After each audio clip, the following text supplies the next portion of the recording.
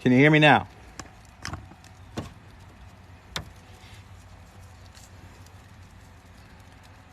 You can hear me? Awesome. Thank you. So yeah, as you guys may have seen, I almost caught on fire there. My hair, it is singed. But that's okay. I needed a little bit of a trim. And the good thing about that is it's going to get it all evenly, how you want it. So that's good. I don't know. I put that big flat piece of cardboard in there, and there must have been, it was from the garage, so who knows, some oil or sawdust even or something might have been on there, and it all, I don't know, it was quick. Because most stuff like that, it would, already have aerosolized out and not been like that anymore. So it must have been something that was persistent there. But that was fun. I just feel, my face and my head just feels crispy is all. Like, I don't know. It's probably good for you, to be honest.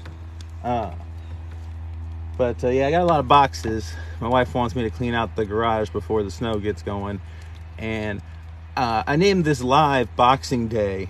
I should have named it Man Almost Set Himself on Fire. And there's opportunity for that again, so make sure you don't scroll away. But hopefully not.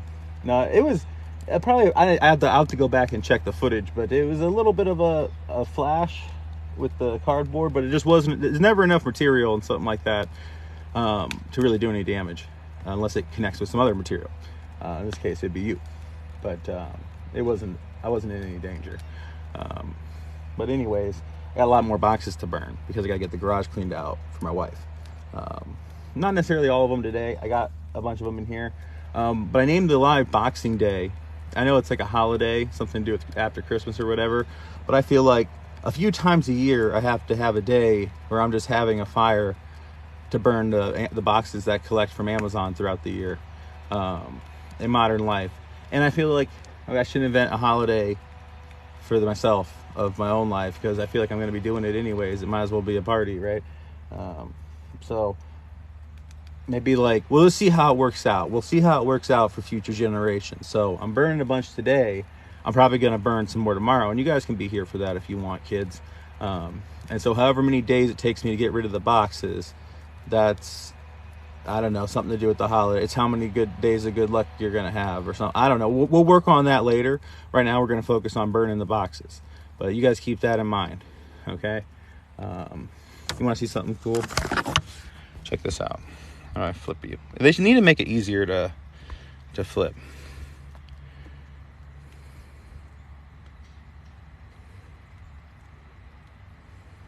See that? It's paradise, you know what I'm saying? Absolutely paradise. Ooh. Oh, I made the chat. Okay, I'm good. But, as beautiful as it all may be, it's not half as beautiful as you. Anyways, now that I'm not as thin.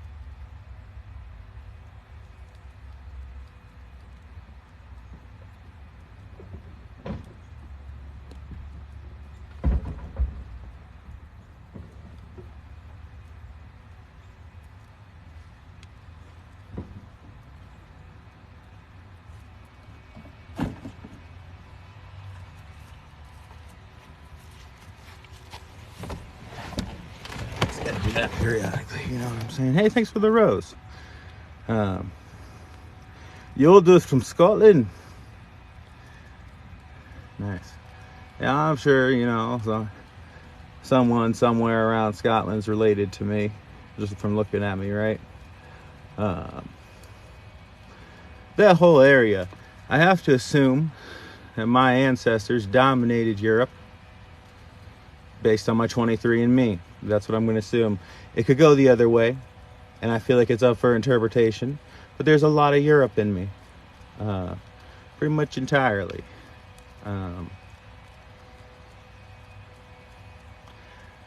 At least in modern times, you keep going back, and who knows? Who knows? I'm fascinated, not just by the fact of it, but like the lack of public care and response to a couple of discoveries. One, that we're part Neanderthal in our DNA, and two, that we're part Desdehoven in our DNA. Three, are we part more things, right? Four, what were we before that? What were they before that? Before we wiped them out and bred with a few of them. That's what happened. All these other races of man. I kind of like, there's no context to think about a world like that, but if you take like the Lord of the Rings world maybe, and like take back their like the fantasy elements of it and put it in like Stone Age terms, but maybe not. Time, the long arm of time erases a lot of things, and people are arrogant to assume they know as much history as they think they do. At minimum, we've been in this form for 250,000 years, maybe a million, and we have at most 12,000 years of history that's known to us, and we were apparently doing nothing of interest for the rest of that 250,000 years, and they think it's actually more. That's a very conservative estimate of how long we've been doing this. And I got to think that whatever accomplishments they had, we know nothing about, besides us being here at that level of ancestry for all of us that we all share. We just don't know. And I think that's just mind-blowing, right? Like, there's so much time. Like, if you take, I don't have the calculator in front of me, but whatever 250 is divided by 12, so that's how many of our whole histories that we know, from ancient times to now, we've been here doing this. And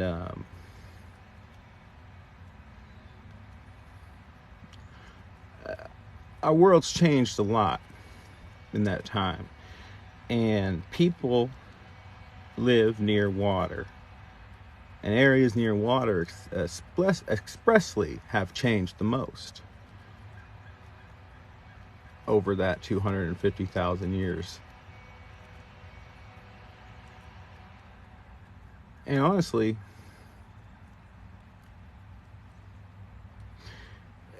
seeking out knowledge of that time should be a huge goal for all human civilization, because that's us. It matters, but we don't know it. It's part of ourselves that's missing. And it's like anything else. You invest enough and you direct enough of research, because research, it needs directed, and the environment needs to be fostered in such a way that outside the box but potentially true ideas are fostered. And in the academic community, that's been a big problem. That's why our understanding in physics, while it seems like we've made some big discoveries compared to how it used to go back in the day, back in the black and white times, we've really slowed down a lot. And that's because of some ideas that became dogma. And if you didn't follow those ideas, you didn't get funding. And for a long time now, it's been string theory is what they get funded for explicitly in, kind of these big question spaces. But it's the same for any academic institution. There's ideas you can't talk about, like the younger dryas impact hypothesis. That's gaining a lot of steam because I think it probably happened. Eventually enough evidence builds up, if people are bold enough to talk about it and say that makes sense, and to look into it and to get more research. That stuff matters. It does. It matters to me. But also, what lessons can we learn from them? Because even if today everything they ever accomplished is lost, if we can find remnants of them and learn about them, learn from them, well, it's almost like resurrecting them a little bit. I don't know. But also, what happened to them? Will one day we not be remembered in the same way? Will history start after today's date one day in the future? It might. It might. When you put more boxes on. Earth had 2 natural fusion reactors and nuclear reactors. Man, Earth had all kinds of stuff.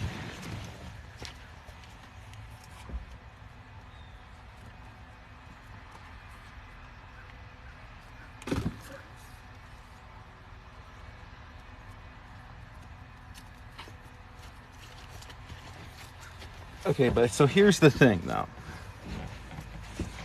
Speaking of ancient Earth, what about this? What if Earth is an alien megastructure? You ever hear of something known as the Fermi paradox? Not everybody's heard of the same things. It's the question of, we've been looking up at space and stuff, and where's all the aliens at? Allegedly, we don't see any evidence. And I think we see actually probably a lot of evidence. I think Tabby's star, look into that. Don't believe the people who tell you they know what it is, because they don't. But thanks for the roses and gifts and stuff, Scared, by the way.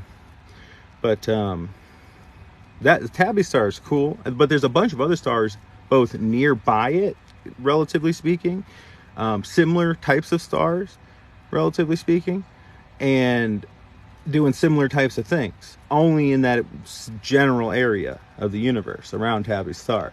And it's basically, it's the same density as smoke, but bigger than planets, like by a lot, dimming the star, is what they think. They think there's the traditional theory is that there's some dust doing that periodically. But no, it's like nanobots, guys. It's like nanorobots or some type. Potentially, I don't know, maybe some kind of I can't even speculate into their nature, but that's what it is. It may also be material being stellar lifted from the star. Well, so hear me out. An alien civilization, or a big alien computer brain, would make a lot of waste heat, right? That's inevitable. But you also don't want to announce yourself to the whole universe. So, and you also, maybe you want a bunch of material available, right? So you make your big structure super strong, internally powered, right? With your advanced physics. But you still have to get rid of that waste heat, okay? Then you just pile on a bunch of material. You're in a protoplanetary disk. You go to a young solar system, pile on a bunch of material, okay? And you just go. You become a plant inside of a planet. Your waste heat ends up with that material convecting and stuff, and the radioactive elements in there also can provide energy to you, and you can have tubes, basically, we're going to oversimplify, but tubes that go up to the surface, maybe to the very deep ocean. And maybe that's what UAPs are. Maybe other places too. Kind of like Journey to the Center of the Earth. And I'm just saying this is possible. I see no evidence to the contrary. I've seen nobody give me any evidence to debunk it. And I think that the questions that remain about how this planet works, and also, I'll add into this, our electromagnetic field. Well, we know very, very little for sure about the deep inside of the Earth. We just relatively recently found out that there's a massive ocean down there.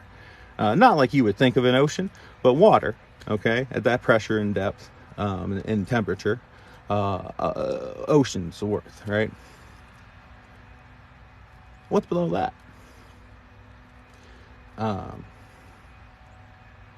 And perhaps life isn't absent from the universe. Perhaps we're late on the scene, which makes sense with everything I've heard and timelines and stuff. Perhaps we formed on the crust of somebody else's house who thinks of us like a garden, maybe, you know? Like, we're pretty sometimes, parts of Earth is pretty, or maybe they don't care, or maybe they study us, right? I think that would make a lot of sense. I really do. And I think that, well, I just can't disprove it. I don't have proof of that. I think it's worth looking into, because we got to find an answer for UAPs. Really educated people will tell you that. More educated people than me in the field. It could be something distant to the stars, but it also could be something right here. And that would be a profound discovery. Absolutely would be. Yeah. I gotta put some more boxes on. Hold on, let me get a drink here. Got some Pepsi Zero Sugar. But, you know, it's worth looking into. If you want a terrestrial origin for UAPs, UFOs, that's one. I think it makes a lot of sense. You know, these people could be, and I say people, 1 billion years advanced of us. And maybe that's how they've colonized the galaxy. Is space exploration worth it when money could be used for Earth problems? Of course it is. You have no idea how many of Earth's problems have been solved because of space exploration and the technology that was developed for that. I mean, shit, you got any Velcro on? There's probably some Velcro in my pocket somewhere, you know? Velcro, space, a lot of stuff. But no, it is worth it, because the more we can do in space, the more we can do here at home. As we develop technologies that help us to leave this rock before we completely destroy it, we're going to be developing things like how to grow food super efficiently and how to purify water super efficiently, but also how to bring resources from space down to Earth, right? Eventually, too, we're going to have to worry about overpopulation of the Earth, and that's a long time from now if we do things right on Earth. But we're not going to do things right, so let's just get up there, for one. For two, if there's ever an asteroid or something or whatever, it makes being multiplanetary, as Papa Elon will tell us, makes us almost immortal as a species, for once. Especially the more and more places we get, and the better at doing that we get. But also, going back to the Fermi paradox, if that's true, if we truly are not seeing anything because there's nothing to see, I feel like we almost have an obligation to the universe. I mean, we're the universe observing itself. Let's try for some longevity in that, I think would be right to do. But also, like, if you have kids, or just think people in general should love their kids, and by extension love their grandkids, how many great-great-grandkids do you stop caring about is a question you need to ask. I'll care about 1,000 times grandkids. If you think about it, why is it any different? If you have a power to make it different, and I say, you know, they'll develop the technologies that'll make things better here, and also automation technologies. If you need to have a robot that can turn an asteroid into a space station, that technology, as it's developed, is going to come back home. And things like that can be a big sink for money until they're operational. But next thing you know, you're towing an asteroid into Earth orbit, mining it for gold, and crashing all the world's economies. That's something we'll figure out. Because at the end of the day, maintaining our current system of capitalism as it is isn't worth it compared to the resources we could have, right? I'll put some more boxes on there.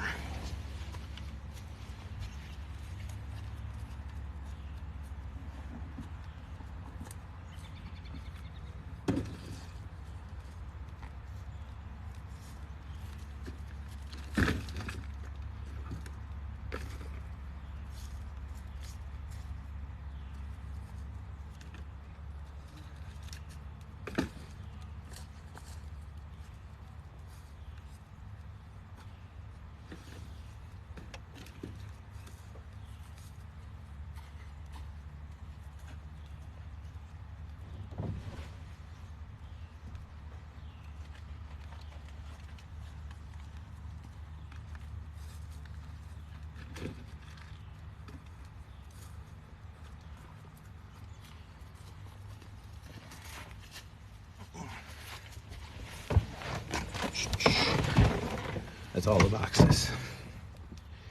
During the Cold War, activated mysteriously turned themselves off. Well, I can't imagine they'd care that much.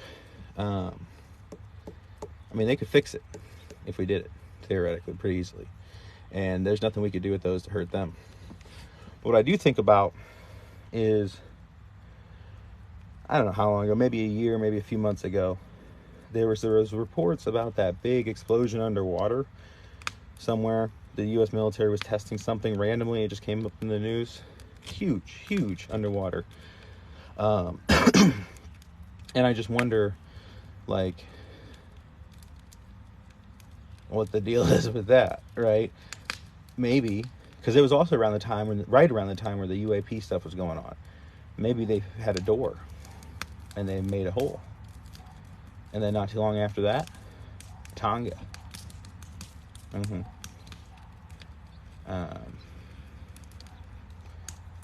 Yeah, the Tonga eruption. Which is, here's another thought. Super volcanoes. What if those are above, like, spaceship factories? Like, big ones or something. Like, maybe they shoot off of there to, like, go colonize stuff when they do periodically, right? And that's just like where they like to go. What's up, Sam? Yeah, I would say, if they're listening, don't blame me, because I wouldn't have been in favor of blasting open the door, or trying to. They probably failed. You know, you gotta think, if this thing that may or may not exist at the center of the earth or wherever, if it can survive being down there, we ain't getting in unless they let us in. And that's the whole point. Like, don't piss off the billion-year-old aliens, is my point. If they weren't friends, it wouldn't matter. So they're friends. As long as you're breathing, they're friends. That's how that works. No matter what. As long as you're breathing, they're friends. You're hungry, Sam? Well, eat some food. If you guys didn't see, I'm offering consulting calls now on prepzone.org. Real easy. I got a nice little scheduler built. Been wanting to do this for a long time. We'll see how it goes. But that could be pretty good. Pretty reasonably priced. I mean, you're going to pay more per minute getting a massage than talking to me. And I say, you know, I'm like a life massage for you. You can do whatever you want. I'd say for preppers, the format that I would say might be most beneficial to you, unless you just want to sit and chit chat, or you can do whatever you want, would be to show me around to different things you got questions about in your preps, and I'll give you my best thoughts on it. And I don't know everything, never claim to know everything, but I probably know somebody who can help, and where you can go if I don't know, you know what I mean. I know somebody who does. Will you have the same access to them as me, or as you do to me? No, that's up to them. But they make content, and you'll be able to watch that content and have all your questions answered. So I got more boxes, but they're in my house.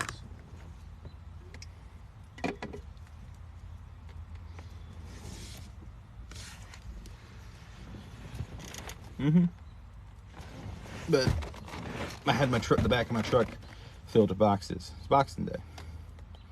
Missouri, 4 million feet, square cave systems. Yeah, that's another thing. You can imagine if we can go to space and have technology to do all that, we can do some pretty cool stuff underground on Earth. But here's the thing, we already have that technology, guys, and it's already been going on. It started going on as soon as we had nuclear power. As soon as that happened, people were living underground, many of which against their will. That's a story I've told before, a story for another day. But once you can have nuclear power, you can do a lot. You can do a lot, especially when you still have a world up above to resupply from secretly. You can get people generationally to believe whatever you want, as long as when you first put them in there, they're kids. And what we're missing a lot of in this country. and then it becomes a cool vacation destination for the super elite, for messed up reasons. But because they don't feel special enough in our society, they want to go there.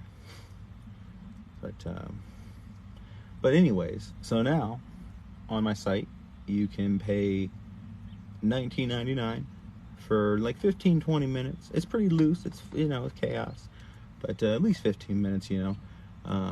Or I think it's like $35.99 for 30 minutes or so. 30, 35.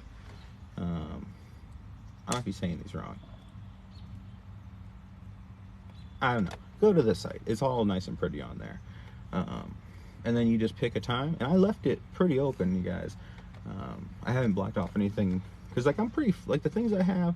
There's probably a few things I'm going to add and block off. But we'll just see if there's even need for that. Or if it's just going to be a thing where I can just juggle my schedule around the occasional video call or whatever. But it's going to be cool. And I've done stuff like that for people before. Some consulting and stuff for Patreon and everything. But I think that now, and it's just time. A lot of people need some help, and this just brings me one step higher of able to help people. Because I got a lot of followers, and it makes it so I'm pretty accessible already, but it makes it so you can guarantee yourself my full attention at a set particular time that works best for you. For, again, pretty cheaply, less than a massage. And hey, it's probably cheaper than therapy.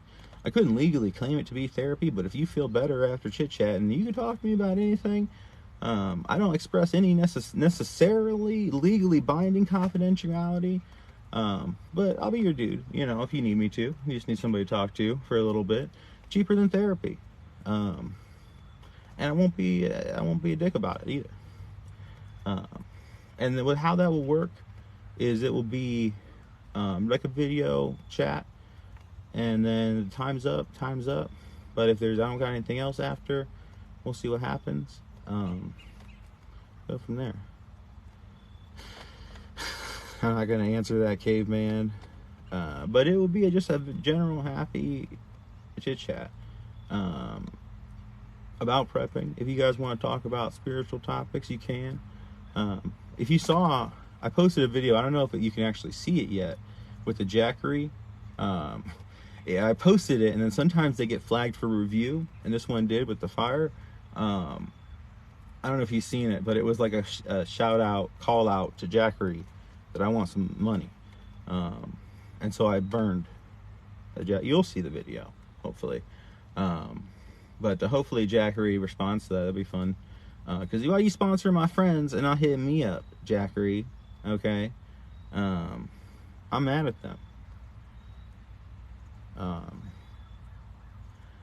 What's been happening? Well, like I said, I launched the consulting service today. And I'll chit chat with people. That's why I feel pretty comfortable doing this, because I've done it just for free. But I feel like this way you can guarantee a spot with time. And a lot of people are shy, or like they feel like they might be bothering me. But at least with this, it's like obviously a mutually beneficial thing. You know, you're not annoying me using a service that I'm offering. You know what I mean? And because somebody just told me today that they've been wanting to reach out to me, but they didn't want to annoy me. And I happened to like tag them in a video that I made, because one of their videos inspired me to make that voice changing thing. And, you know, problem solved in the future. You think a war is going to break out like a World War? Definitely. Definitely. That's depressing, you know? And certainly things like that, if somebody wants like really detailed opinions on certain things in those video calls, we can do that. But it is depressing stuff. It is depressing stuff, because absolutely, as ready as you can be for it, you're never fully ready. But Jackery wants already advertising. Why would they pay? Because this is day one, Sam. You tell your guy at Jackery, this is day one. All right? Because things can change, right? You saying I'm doing Jackery advertising for free already all this time, making them thousands and thousands of dollars. That's true. Things can change. This is day one. Burn the Jackery box. Day two? Maybe I find a hot deal on a Rock Pals battery bank. Maybe I buy it with my own hard-earned money. Maybe this consulting thing goes well. Maybe I tell all those people they need to get some Rock Pals. Because I love Rock Pals too. That's also, if I had a Rock Pal, the Rock Pals box wasn't as cool. It was more brown, basic. But I love a Rock Pals unit too. But Jackeries are just kind of just the same in my mind, you know. So either or, there's competition, and I can flip flop. Because I do like them both.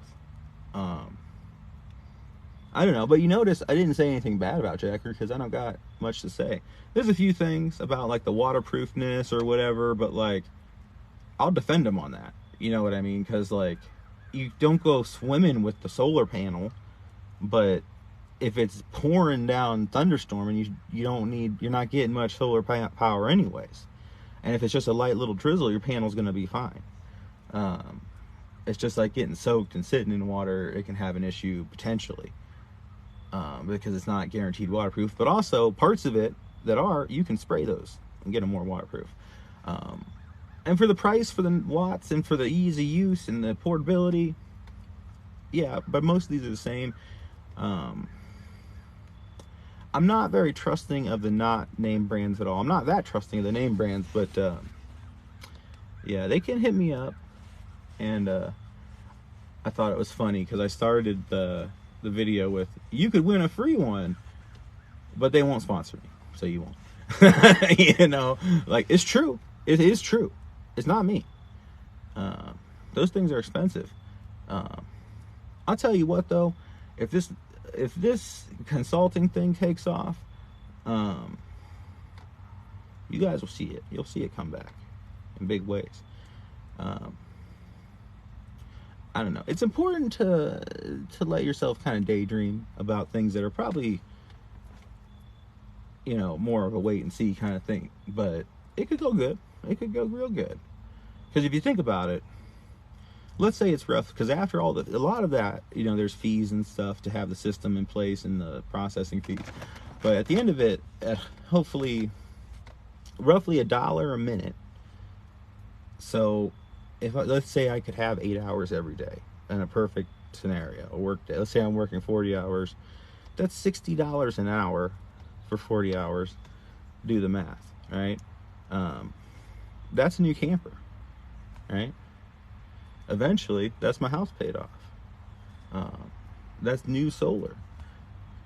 And hey, if it goes really well, if things go nuts, which again, we're just letting myself daydream here, additions to my house and bunker. I got serious ideas, and space and opportunity and some modifications that I could have a deluxe space. I'll say it would be modular. So there'd be sectional things that can be all connected into one isolated hidden shelter, or onion scaled back, so if one is found, inside would be more hidden and another shelter. So when it's under siege, you let them find one for them to find, one to keep, but with a bunker, right? But during normal times, you just have that your supplies spread out between the units, basically. So I could see 4-ish, maybe more, shipping containers worth of square footage of new bunker space if I had the money. Easily. But, guys, stick with me, because whether or not this stuff works out, we'll be fine. There's be inheritances that happen. And one day, if the world doesn't end, that stuff will happen. That's a lot of space. That's a lot of space. I probably wouldn't actually use shipping containers. I'm just using those so you can visualize what I would do. I don't know. And in the process, it's going to be connected up to my existing bunker, theoretically. And that will be part of it too. Do you think global nuclear war will make the Earth uninhabitable? Depends on how many, where, and luck. But keep in mind, I almost got set on fire earlier, so I'm kind of singed. If you guys missed that, I'm crusty. But it depends on all those things. Nuclear winter is no joke. And more research comes about it, and I hear more and more about it.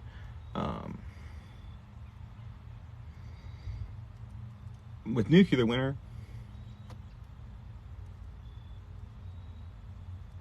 I would say it's more than 50% that is what will end most of our lives if we do survive everything else. Because it's ecosystem collapse. It's not about you and me. It's not about our crops. Eventually, it's about the air. The air would last a long time. About the temperature. And it's about years and decades. So if all my prepping buys me 10, 15, 20 years into that before it starts to get too hard, I'll rock with it. Maybe it can push me through to better times. But I think, humanity will survive for sure. But any given person's survival odds go down the worse the nuclear winter is. Because for that first year or two, if the people who say it as bad as possible are to believe, so this is the worst case scenario, it could be as dark as a moonless, minus the moon, night at noon for months. And maybe that would break up as the clouds move and stuff a little bit. And so you might have some light getting through and bouncing around, so it wouldn't always be. But a lot of the time, in the daytime, it would look like that. And also just everything would burn. The wildfires and cities and woods and everything, and the air quality, and just the oxygen getting burned up, and then on top of that, everything green dying and the whole planet, more or less. Certain areas will survive. I know that because we've had extreme volcanism and asteroids and stuff, and most of the time certain areas with vegetation survive and then it spreads back out. But a mass extinction event at an unfathomable scale is what that would be over the course of a while. Because the fires are what's putting it's not the initial blast of the nuclear war that creates a nuclear winter, it's the fires. So if anyone involved with putting out large scale fires in that situation does so, they're helping the situation for the whole human race. Keep that in mind. But also, theoretically, the less wildfires we have now, the better too. Let's keep that in mind. Good thing I live in a place that doesn't have them. We're going to be having these fires out here. But yeah, so even if there is a nuclear winter, I'm in it for the time that I would get between me when it happens, after most people who didn't get prepared go, when I finally succumb, if it is the worst case scenario, which I don't think it will be. I have more hope than that. I'm not a hopeless person at all. I have a lot of hope, actually. I enabled myself to have as much hope as possible with the prepping.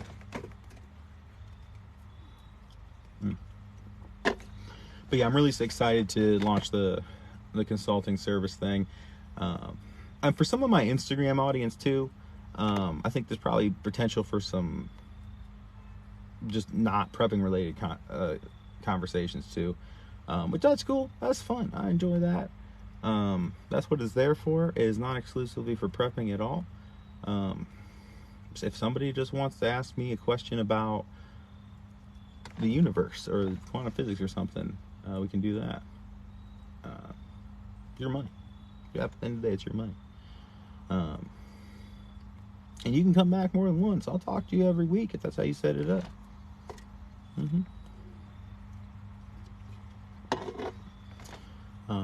The bamboo is doing great, actually.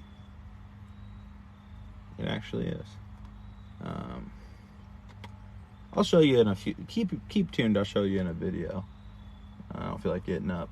I'll tell you, my garden, my pumpkin patch, the pumpkin plant grew, but I think it was too late in the year because it's too cold. It's still alive, but it still has flowers on it.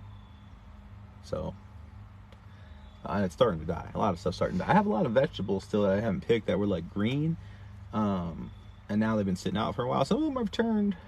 I don't know. I'm gonna gather everything up for a compost kind of situation. Just let it go back to the earth. Solar, what is your take? What does that mean? Another thing I have to do in the near future is the chimney for the wood stove on my enclosed porch. I'm gonna be honest with you.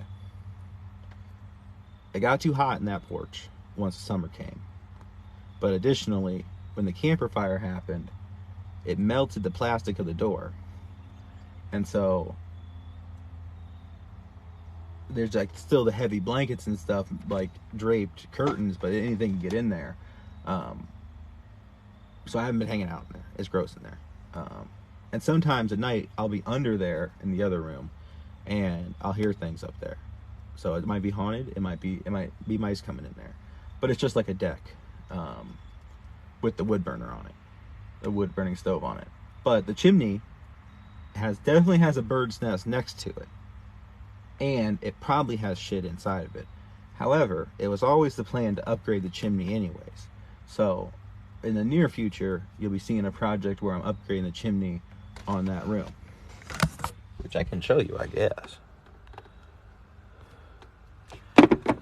Actually, you can see pretty good. So you can see the chimney there where that black square is. And the plastic, and then there's curtains and stuff. It's a warm room. So in a power outage, it's an easily wood-powered warm room you can turn on in a second. Not the most secure thing. I could make it more secure. I got fencing and shit and wood and all kinds of everything ready to go. If I needed to, if it could be ugly, I would. And I will one day, probably. But a quick and easy warm room before I get the rest of the house figured out in an emergency situation. You can see there are cameras and shit fucking everywhere. Yeah, so that room that we used to do lives in at night and have a wood stove, we can do that again once I get that sorted out. But you also see videos of me sorting that out.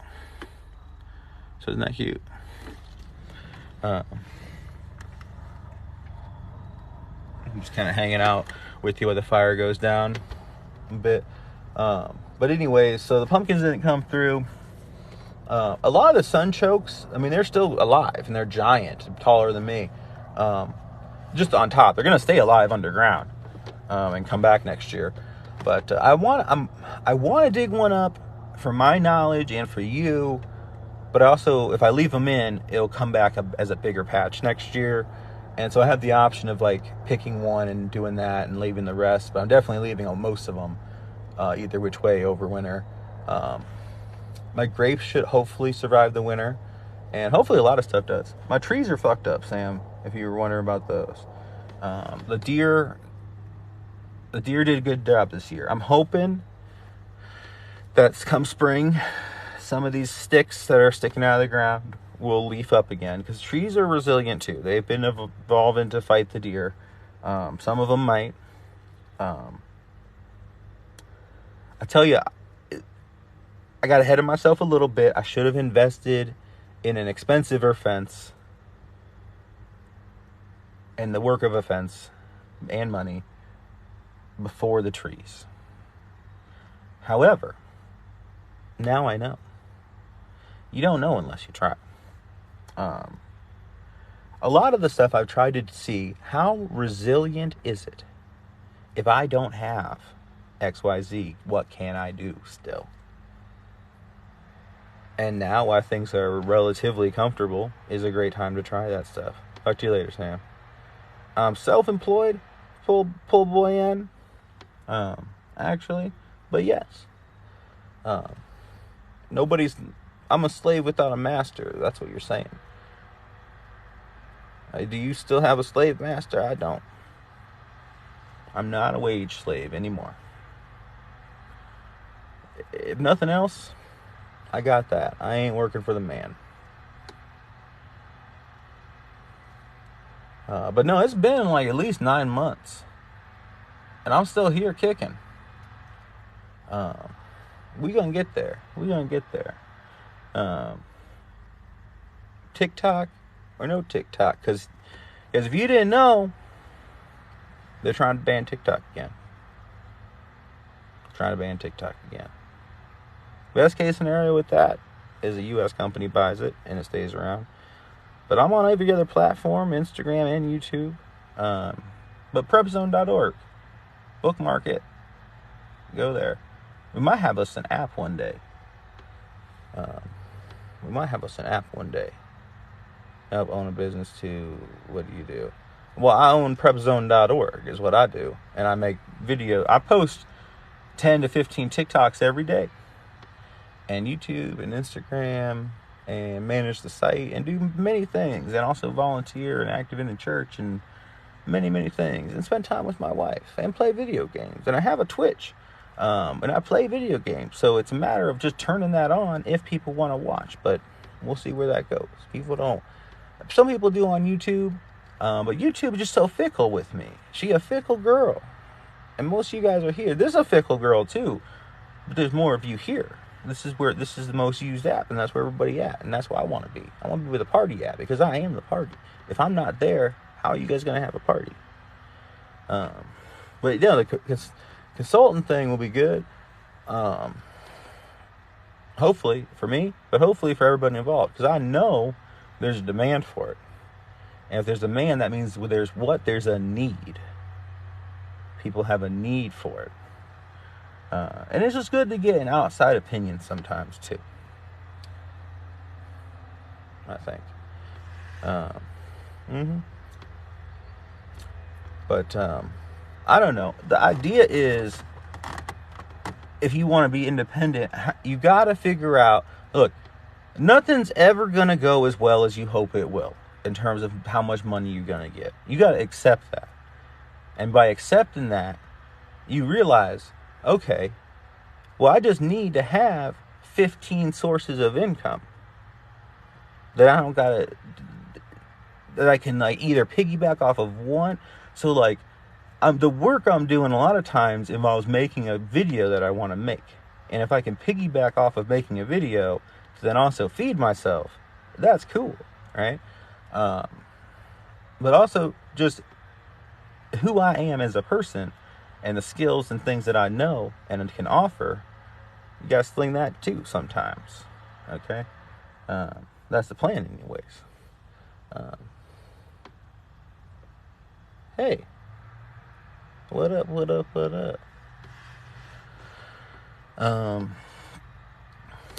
my charger at? Let me put you guys back on the holder. What's your question?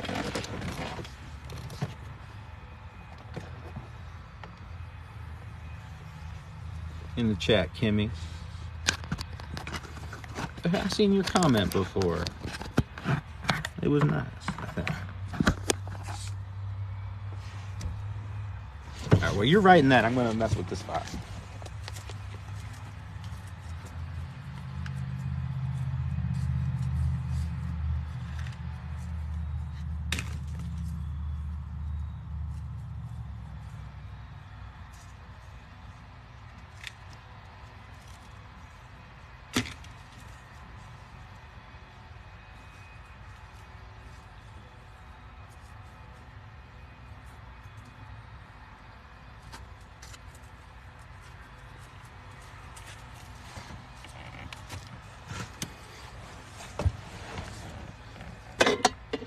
You have a well with solar for backup. How can I protect above ground tank? I'm stumped. The tank's outside.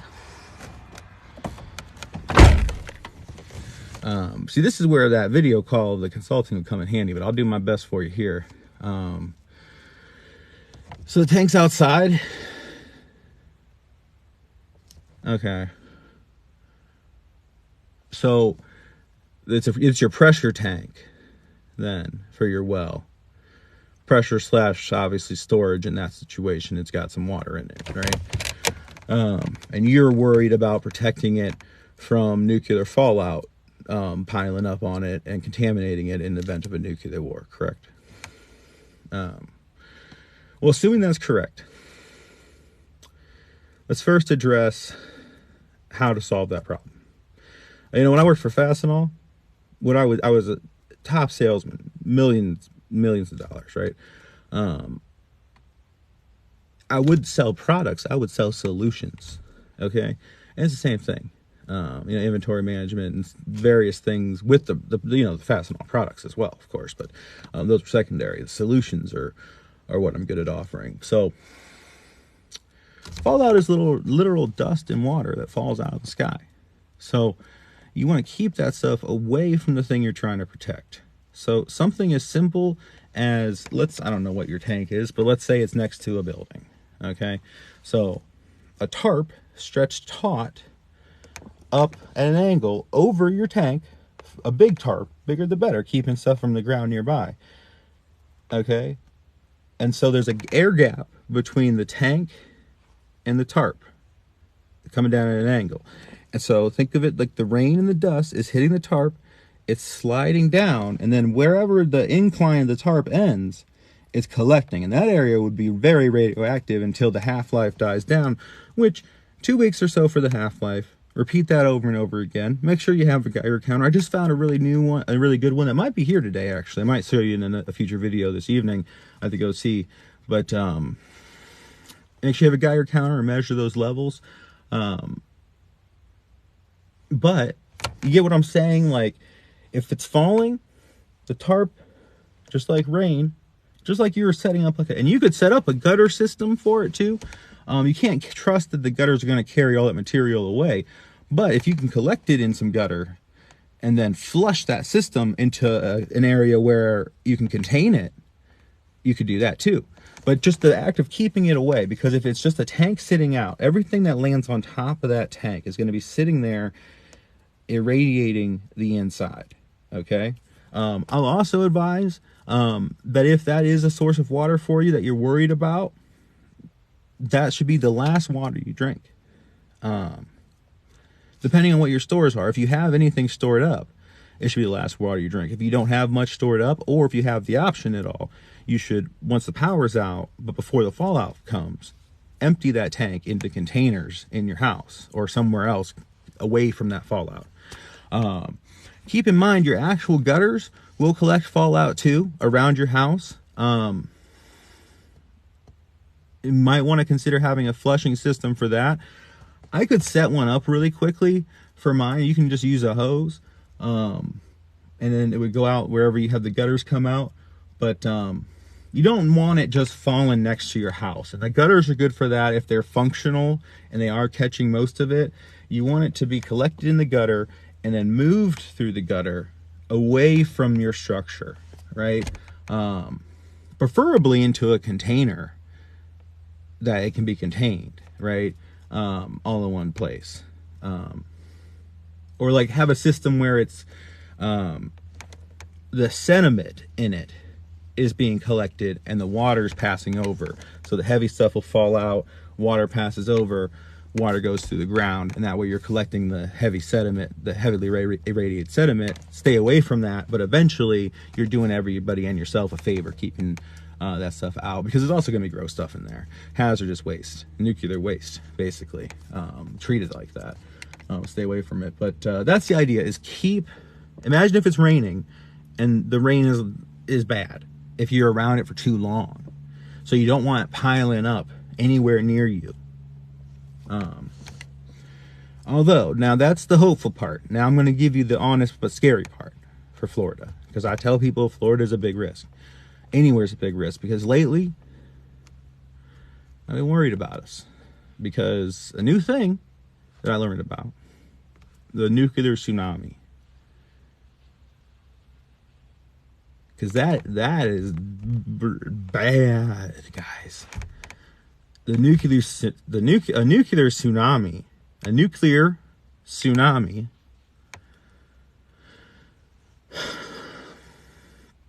about as bad as it gets. Bad as it gets. Because that's like unimaginably a huge, tall wave, potentially with radiation, just wiping out everything. Just out of the blue. And there's no way to stop it if it happened. There's nothing to stand in the way of that. And for most people, you couldn't, if you were in a high rise, maybe, if it doesn't get knocked over, you might be able to. Otherwise, for hundreds of miles from the coast, most people, like, not where I am. There's not really any danger of a nuclear tsunami hitting me. From near as I can tell, I'm far enough away from the ocean. But it doesn't matter if it hits you or not, because if it hits anywhere, it ends the world. Because that would happen first. And then we'd scramble for a minute, and we'd launch all of ours, and then they would launch more of theirs. But also, a nuclear tsunami can take out a lot of launch facilities and nuclear submarines. So, if somebody who used to be very powerful sold secrets that would let people find out where our nuclear submarine arsenals were, and they could use nuclear tsunamis to not even have to know exactly where the submarine is, just general deployment areas, to remove the submarine from the equation, and then use it on all of the coastlines everywhere, and maybe a few other things to drastically limit our response.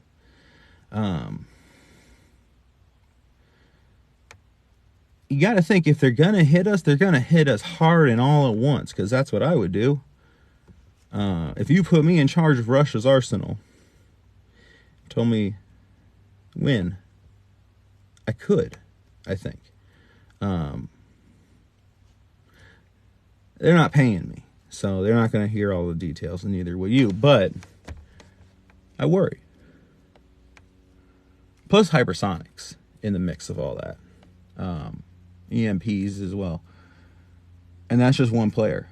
Russia. China. I think if either was going to do it, they'd want the other on their side, if possible.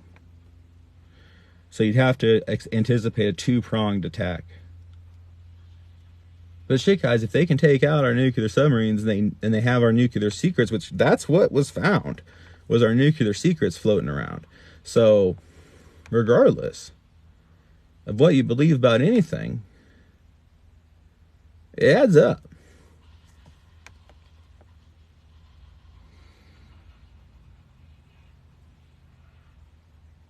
They could do it in such a way that the impact would be limited. They would have to hit places like Montana pretty hard. The focus would be on our launch-capable platforms, whether in the water or on land, or in the air. They would have to be prepared for casualties on their end, but they could drastically limit our response if they played their cards right. If they knew things they shouldn't know, and publicly speaking, they don't know, right?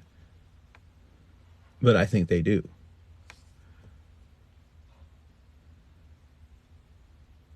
And I think that knowledge is what has emboldened this whole thing to happen.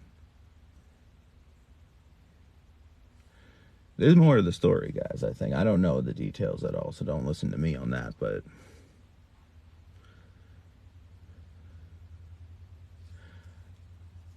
I'm concerned.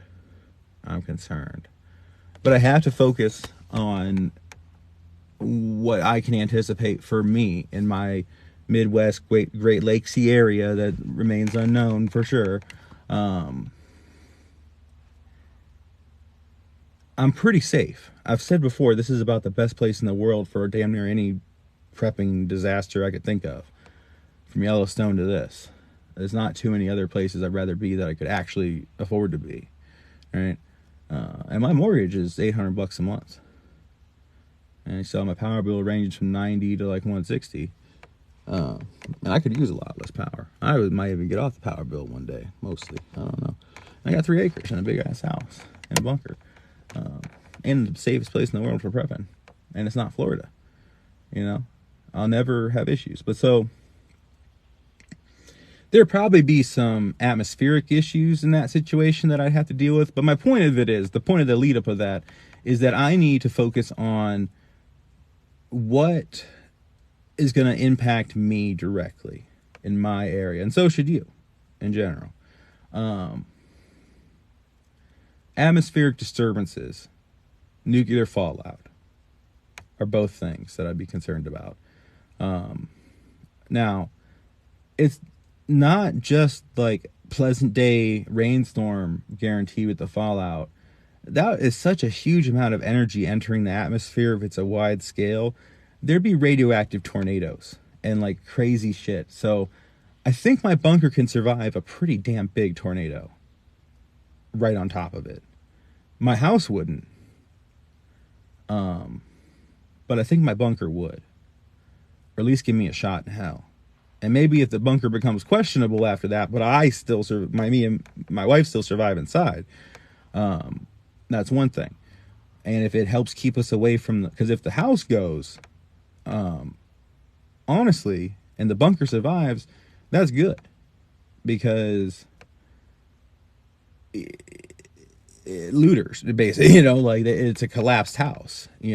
Hopefully the house stays where it is. It's not like just gone, but theoretically I could survive a radioactive tornado, and hopefully it doesn't deposit a lot here. It takes stuff away, maybe sucks up, and there's not a lot of long-lasting fallout particles left. But if they are, hopefully there's a whole rubble of a house between me and it. Another thing I would do, especially considering that, is I'm going to put plastic sheeting like 360 in the house, like ceilings, floor, right? And in a perfect scenario, the top of the house like gets decapitated and it just looks collapsed, but then the basement survives and I can have access to that, and I can be a little hobbit man, and then just a bunch of dirt can get piled on top and it would be a hobbit hole. I could do that. I think that would work. I probably would also attempt to plastic up over the roof, like almost like an exterminator kind of situation. And that way I can remove the plastic once it's contaminated later, provided it doesn't get blown away by a tornado. But all those layers of plastic throughout the house, if the house goes down, that kind of makes the rubble of the house waterproof, way I see it. Which hopefully maybe the roof would do that anyways for the most part. At which point you get in a hobbit hole situation. That would put a lot of the heat off of me from the looters. I would think. They can just pass on by. It would suck. That'd be terrifying, right? A nuclear tornado bearing down on you. That being said, I'm not too worried about tornadoes at all on any given day. Oh, dang, the logs are burning again. Good. I'm not too worried about tornado. Look at that pre-sunset. Look at me taking good care of you. Look, you looking. You got a pretty mouth. You know that. But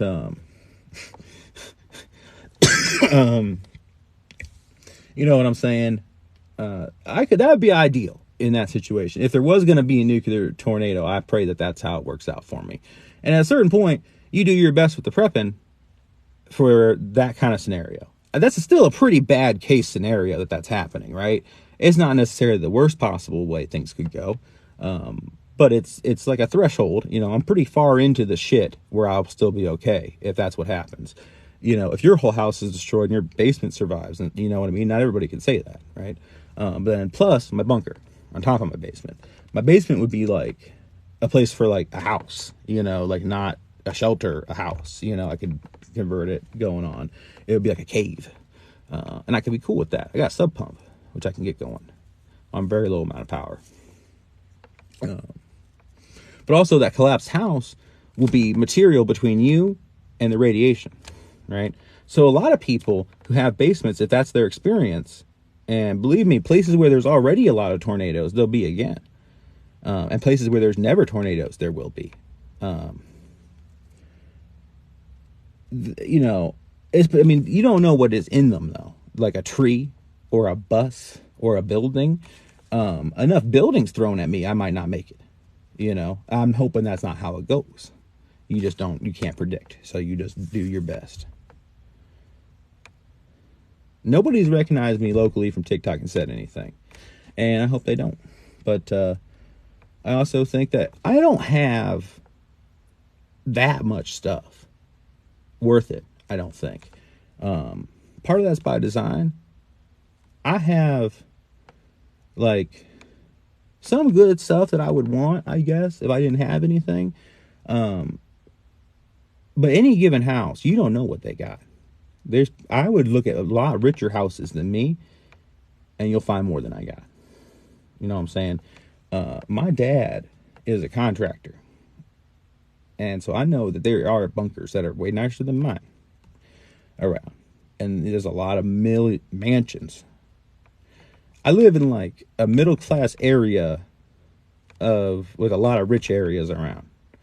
Like Jeff Bezos' brother lives nearby, I'm told. He has a house here, one of his houses. Mega mansions,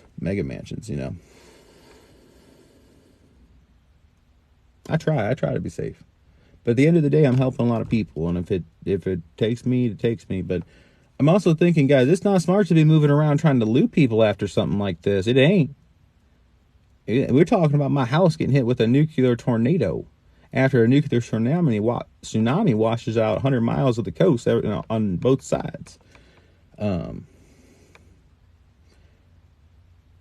Although if they Red October the situation and got into the Great Lakes and did that, can you imagine? I'd probably be dead. If they did it to the Great Lakes, I might die. And that would be a crazy way to go. That would be sending a message, destroying the Great Lakes, because they wouldn't refill like they were ever again. If you did that, enough of the water out, like they're only there because of the glaciers. And so if you used nukes to push that water out, it would trickle down across the country. Well, this is kind of terrifying to think about it, because it might be a way to take out the Midwest, all the way down the Mississippi to the Gulf of Mexico. So everything in between that path of that water. It also would be the only way you would flood the Mississippi and every river, the Ohio River, the Mississippi River, every river basically connected to it going down until the Gulf of Mexico. So if they did both coasts and that, oh my gosh. My fire's on fire. I got set on fire earlier. But so I don't know. That's some pretty bad shit that would happen. But hopefully it's not that bad. And also it'd be just dark outside all the time. And maybe electronics are fried. All the technology and capability is in place. It's just a matter of nobody's wanted to do that. Right? This isn't science fiction. Right? This ain't no Sharknado. Although you might see a Sharknado.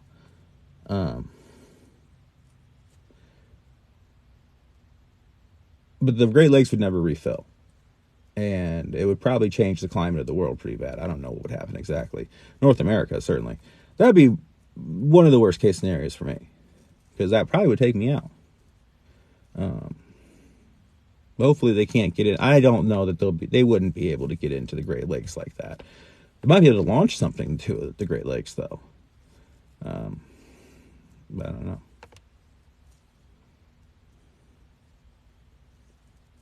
So, how is it 6:15? gonna wait for that fire to burn down, you know. I do got some stuff to do.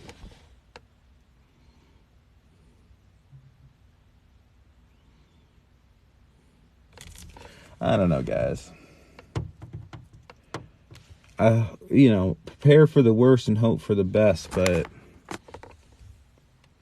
those best case scenarios starting to look worse and worse. You know what I mean? Like, I don't even know what that is anymore. The best case scenario for the world at large, in terms of possible, not made up shit that couldn't happen.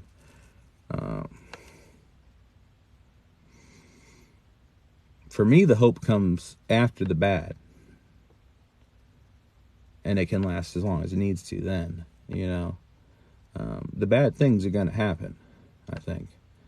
And the hope comes after that. But you can hold on to it now. You're not limited that way, you know. But hope for a future that we can build.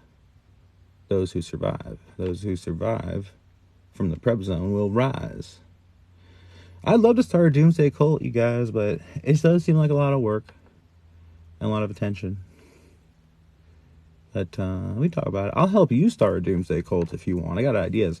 Keep in mind, look, professionally, you know, I am a propagandist in a way, right? Like, I understand propaganda and I see it all the time. But I could also make it. I'm of the opinion that there's good propaganda and bad propaganda, and there's two different kinds. Because I think about, and I have it hanging up in my house, like, you know, Wendy the Welder, We Can Do It, and stuff like that.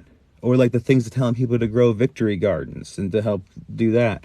That's definitely propaganda, but I'm in support of it. You know, I'm glad they did that. And I think that for certain things, that's good, right? Just not for everything. Not for bad motived things. It matters about what the motive is behind it, right? So I see it a lot, and I see most of the time it's a bad motive thing. It's not always what people say, it's what they don't say too. Or it's what they're not allowed to say. It's not even always about them. But I have hope for me and mine, and hopefully for you if you want it. And that's what all this is about, whether it be the videos or now the consulting, is offering the best outcome to people that they can find for themselves, you know, with just what I would suggest. Take some of it, take all of it as far as the advice and stuff. Maybe spark some ideas in yourself. Lean on me. You're busy. You need someone to think about the smartest way to handle if something goes down. Let's talk about it. I'll tell you what I would do in your shoes. I'm really good at putting myself in other people's shoes. Give me the information. I'll tell you the best, and I won't lie to you. If you're in a shit situation, I'll tell you. I'll tell you how to make it a little bit better if that's all you can do. Right? If it's all you can do, I'll help you as best I can tell you, you know, but it doesn't mean you're guaranteed nothing at all. Just run for president, please, Ruby says. I've talked about this before. Don't put that work on me. That's your guys' job. All right, just to be frank with everybody, I've told you before, I'll accept the position of king, but a king's only as powerful as those he rules. And that's you. So if I'm not apparently very powerful right now, look in the mirror. Sorry to say, it's on everybody. You know, you've been paying your taxes. They're optional, but they exist.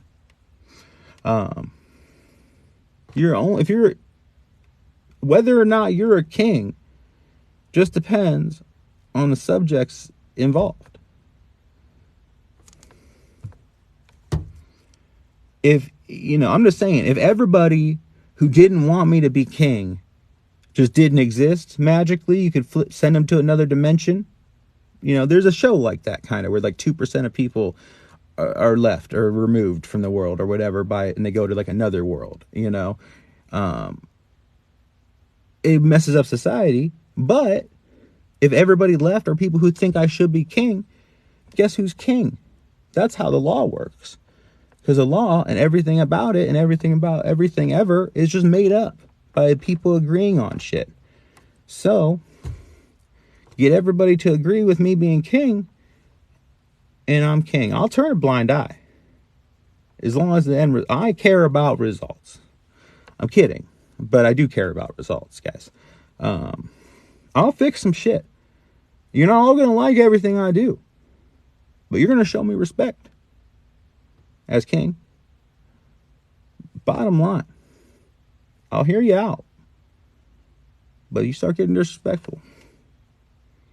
A king has an appearance to keep up. It's nothing personal. We can work something out. Maybe some re-education if I like you, you know, just to get you on board. I'm not saying it's going to be pretty.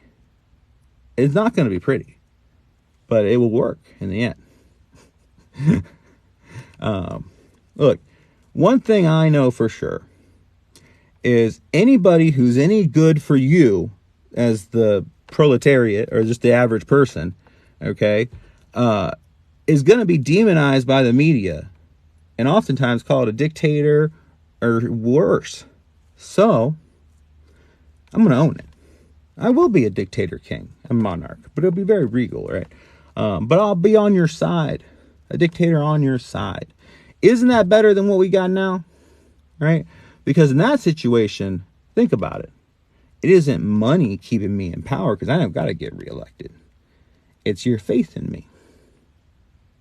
Dictators don't got to be bad, but depending on who you are. But I'm fair. I'm a fair man. Premier prepper of the North Games. Yeah, we could have some Hunger Games maybe if that's what you're into. I think sometime. I don't know. Keep in mind, guys, I already told you though, I'm gonna be launching some nukes when I'm king. I've campaigned on this. I have to do it. Okay. Nobody's gonna make me because I'll be king, but I feel obligated to. I'll make myself launch the nukes.